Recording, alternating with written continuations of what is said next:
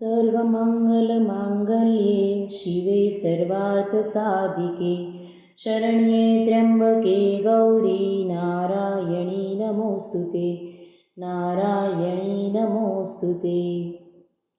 नमस्कार मित्रों, આજના વિડીયોમાં મા દુર્ગાના 9 સ્વરૂપો વિશે માહિતી આપીશ। નવરાત્રિમાં જે 9 દિવસ હોય છે તો એ માતાના 9 સ્વરૂપો પરથી નવરાત્રિ થાય છે। તો મા દુર્ગાના જે 9 સ્વરૂપો છે એને નવદુર્ગાના નામથી ઓળખવામાં આવે છે અને એમની પૂજા નવરાત્રિમાં કરવામાં આવે છે। તો આ 9 સ્વરૂપો કયા કયા છે એના વિશે આજે માહિતી આપીશ। પહેલું છે શૈલપુત્રી, બીજું છે બ્રહ્મચારિણી, ત્રીજું છે ચંદ્રઘટા, ચોથું છે કુષ્માંડા, પાંચમું છે સ્કંદ માતા, છઠ્ઠું કાત્યાયની, સાતમું કાલરાત્રિ, આઠમું મહાગૌરી અને નવમું નોરતું સિદ્ધિદાત્રીના નામે ઓળખાય છે। હવે આ મા દુર્ગાના જે 9 સ્વરૂપો છે તે કયા કયા છે, કયા માતાના 9 દિવસ કયા માતાની પૂજા થાય છે તેના વિશે આપણે જાણીશું। જે પ્રથમ નોરતું છે તે માતા શૈલપુત્રીના નામે થાય છે। તો એમાં નવરાત્રિના પ્રથમ દિવસે નવદુર્ગાનું માતા શૈલપુત્રી રૂપની પૂજા આરાધના કરવામાં આવે છે। શૈલ એટલે કે પર્વત અને આ પર્વતપુત્રી એટલે મા દુર્ગાનું પ્રથમ રૂપ શૈલપુત્રી, જે પાર્વતી તેમજ હેમવતી રૂપે પણ પ્રસિદ્ધ છે। માતા શૈલપુત્રીની આરાધના માટે ભક્તોએ આ મંત્રનો જાપ કરવો જોઈએ, જેથી તેઓ માતાના આશીર્વાદ પ્રાપ્ત કરી શકે। ઓમ એમ હિમ ક્લીમ ચામુંડાય વિચ્ચે ઓમ શૈલપુત્રી દેવે નમઃ। હવે છે માતાનું બીજું નોરતું, માતા બ્રહ્મચારિણી।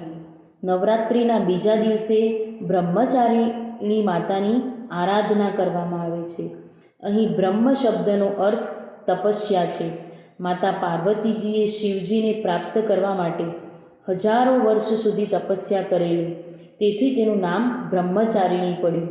તેમની આરાધનાથી ભક્તમાં તપ કરવાની શક્તિ વધે છે, સાથે જ વિચારેલા બધા કામ પૂરા કરવાની પ્રેરણા મળે છે। માતાનું ત્રીજું નોરતું એ ચંદ્રઘટા માતાનું છે। દેવી દુર્ગાનું ત્રીજું સ્વરૂપ માં ચંદ્રઘટા છે, જે શુક્ર ગ્રહને નિયંત્રિત કરે છે અને તેમનું વાહન સિંહ છે। દેવીની પૂજા કરવાથી શુક્રની અશુભ અસરોથી રક્ષણ મળે છે। ચોથું નોરતું છે માતા કુષ્માંડા। માતા દુર્ગાનું ચોથું સ્વરૂપ કુષ્માંડા છે। નવરાત્રિના ચોથા દિવસે તેમની પૂજા કરવામાં આવે છે।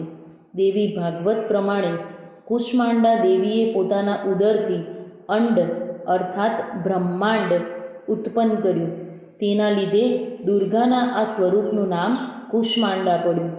માતાની 8 ભુજાઓ છે એટલે તેમને અષ્ટભુજા દેવી પણ કહેવામાં આવે છે।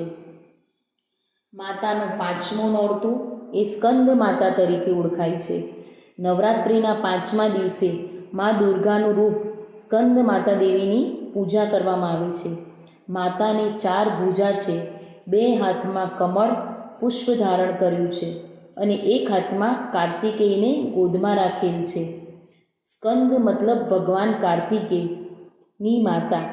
સ્કંદ માતાની પૂજા અર્ચના કરવાથી મોક્ષના દ્વાર ખુલે છે અને ભક્તને પરમ સુખની પ્રાપ્તિ થાય છે। માતાનું છઠ્ઠું નોરતું મા કાત્યાયની માનું છે। નવરાત્રિના છઠ્ઠા દિવસે કાત્યાયની માતાની પૂજા આરાધના કરવામાં આવે છે। માતા પાર્વતીનું અત્યંત જ્વલંત સ્વરૂપ દેવી કાત્યાયની છે। દેવી કાત્યાયનીને યોદ્ધાની દેવી પણ કહેવામાં આવે છે। અસુરોના આતંક અને અત્યાચારથી દેવતાઓ અને ઋષિઓના રક્ષણ માટે માતા પાર્વતીએ કાત્યાયન ઋષિના આશ્રમમાં અત્યંત જ્વલંત સ્વરૂપે પ્રગટ થયા। કાત્યાયન ઋષિના આશ્રમમાં પ્રગટ થવાથી તેમનું નામ કાત્યાયની પડ્યું। સાતમું નોરતું મા કાલરાત્રિ માતાનું છે। મા દુર્ગાની 7મી શક્તિ કાલરાત્રિના નામથી જાણી શકાય છે. માં કાલરાત્રિનું સ્વરૂપ જોવામાં અત્યંત ભયાનક છે, પરંતુ એ સદૈવ શુભ ફળ આપવાવાળી છે અને એને કારણે એમનું નામ શંભુકારી પણ છે.